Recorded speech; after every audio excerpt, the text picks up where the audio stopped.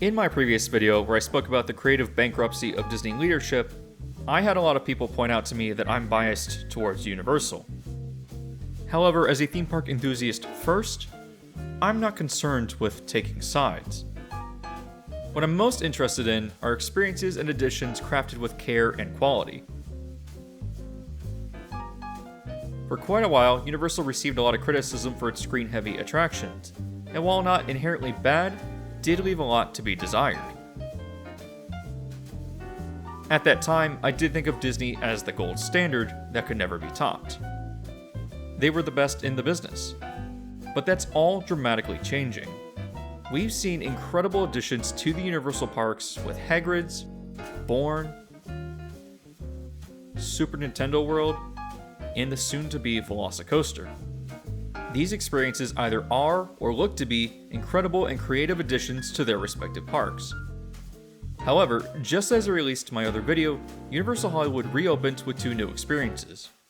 First was the now finished Jurassic World The Ride. The focus on the video isn't this, but it's absolutely stunning, leading to my point that Universal attractions are now impressing me in a way that Disney no longer is.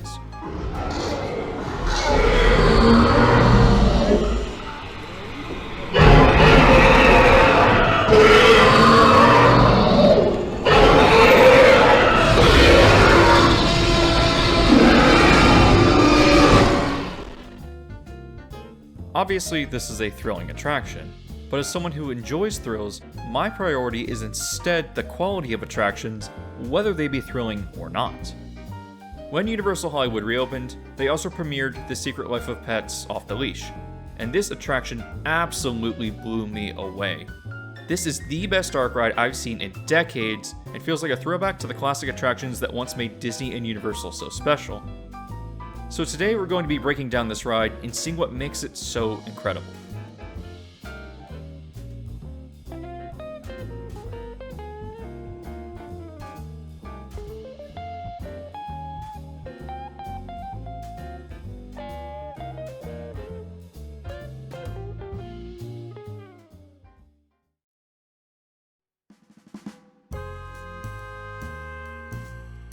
Let me be upfront.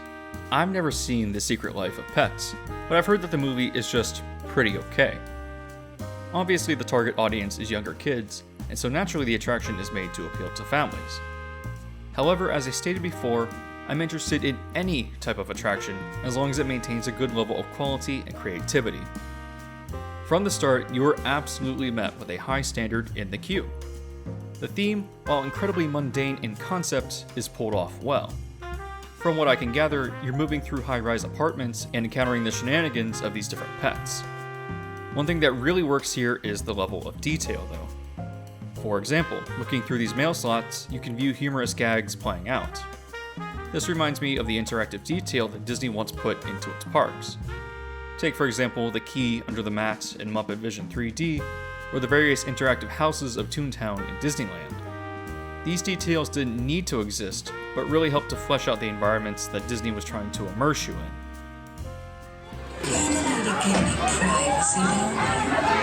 Watch it! What do I look like? A mailbox or something? Moving on through the queue, you'll begin to notice a unique design choice. For the most part, there are no railings. Your path is instead guided by the furniture, which I think is interesting for the level of thought put into it. The only rails that you see are themed to guards that you might put up to keep pets or a small child out of certain areas in your house. It's incredibly clever. We also see an animatronic gag here in the kitchen, which is another plus for this attraction. It's not that animatronics in queues are unheard of, but they're usually saved for pre-shows. Here's a few exceptions that come to mind, like Scuttle in the queue for Under the Sea and Magic Kingdom, or the aliens in Men in Black, but it's great to see them whenever they appear. As you move through the queue, you encounter more high-rise apartment theming, with animated characters appearing here and there. One strength of the queue is that different rooms never get boring, because while it's often themed with just furniture, there's enough variety to make every room feel distinct. You eventually get to a living room with another animatronic gag of these dogs arguing over a game of Jenga. Again, the rails here are themed to guards that you would put up into your house, and the room is large enough to let people pass by you in case you want to stand and watch the scene play out before re-entering the line. At least from this initial setup, that's what it looks like. We've all experienced this issue of someone holding up the line in Gringotts, trying to take pictures of the goblins, or the Avatar in the queue for Flight of Passage. It's nice that this scene was designed with attraction capacity in mind. There's no need to get into the details of the rest of the queue, but you do encounter one final animatronic before boarding. If you can't tell, I love animatronic figures because they really help an attraction feel substantial. To start the experience by having them in the queue is also a testament to their creativity and efforts that went into this. It would be easy to say, hey, you know how your kids like this animated film? Well, here it is, thrown up at you, and we're going to put in minimal effort and budget because you'll come anyways. That's not what's happening here, and it's great. The queue is amusing and gives you a lot to experience. It's a great setup for the attraction, which we will now break down.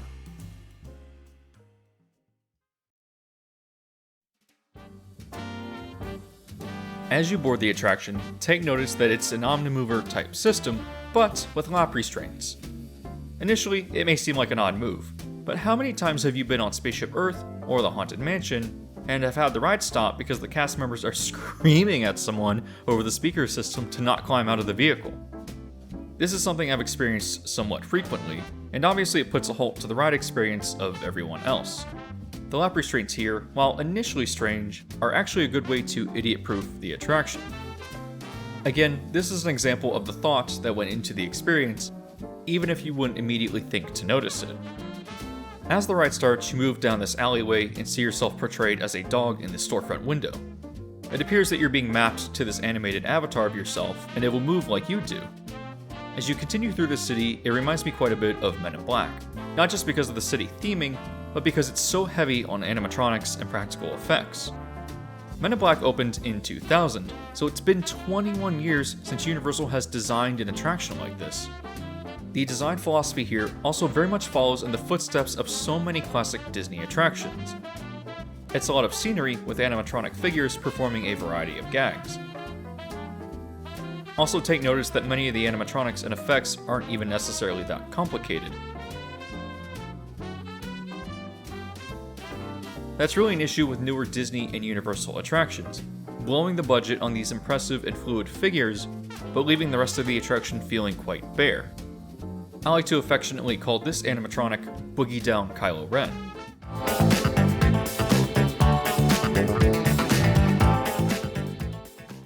Maybe not all the animatronics are technically impressive, but they really help to flesh out the various scenes and give riders a lot to experience. Let's just try to take a bit of it in for a second.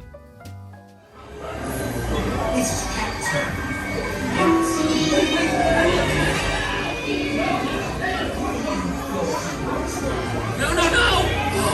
Okay, good one, guys. Let me go! As you proceed, you enter what I presume is a fireworks factory.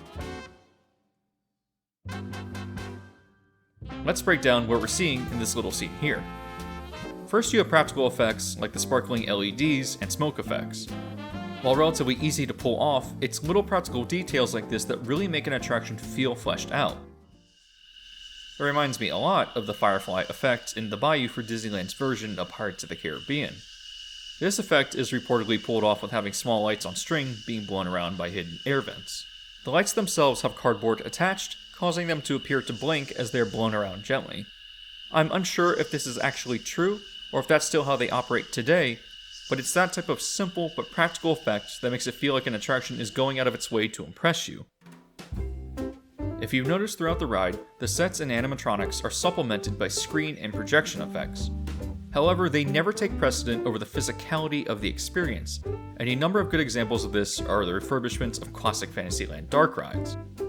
My favorite is probably Alice in Wonderland, and you can see how the screen effects do a good job of supplementing what is already there, but doesn't replace the practical effects that give the attraction its atmosphere and charm.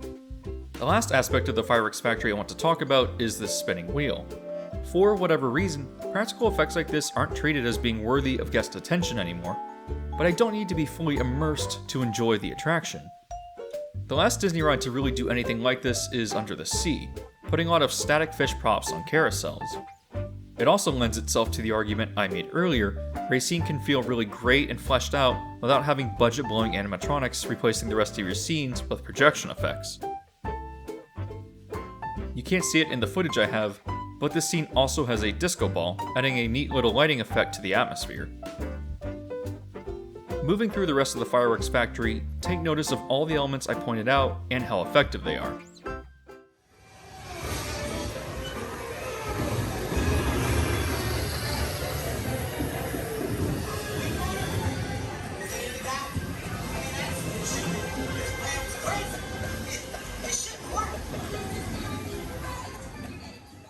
Next, we move into a pet grooming salon, and here misting and wind effects are combined with the screen mapping from earlier in a car wash type segment.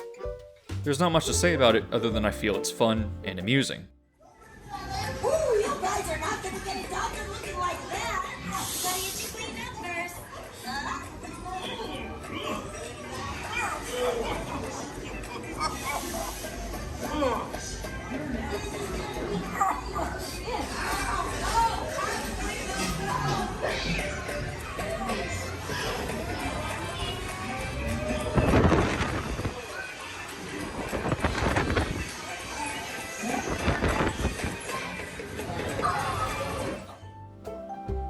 In the final scene, you're adopted by a family, and the attraction concludes with you joining the other pets in what I assume is a welcome party.